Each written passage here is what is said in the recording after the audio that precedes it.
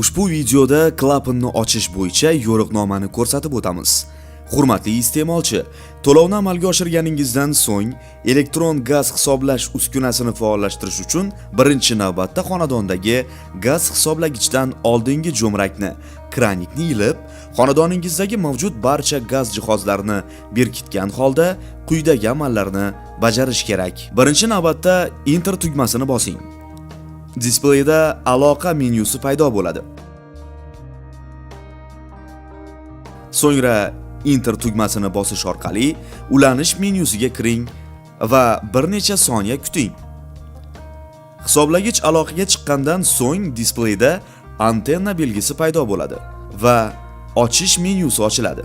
So'ngra yana bir marta Enter tugmasini bosing va 10 soniyadan so'ng klapan ochiq holatga o'tadi va hisoblagich o'z normal ish faoliyatiga qaytadi.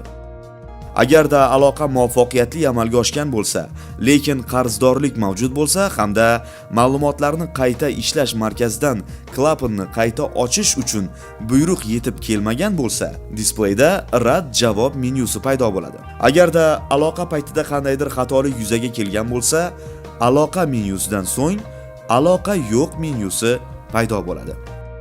Gaz hisoblagich klapani ochilgandan so'ng 20-25 daqiqadan keyin jo'mrakni ochish kerak. Agar ushbu talab amalga oshirilmay gazdan foydalanish boshlab yuborilsa, hisoblagich takroriy ravishda klapanni yopadi va hisoblagich avtomatik bloklanadi.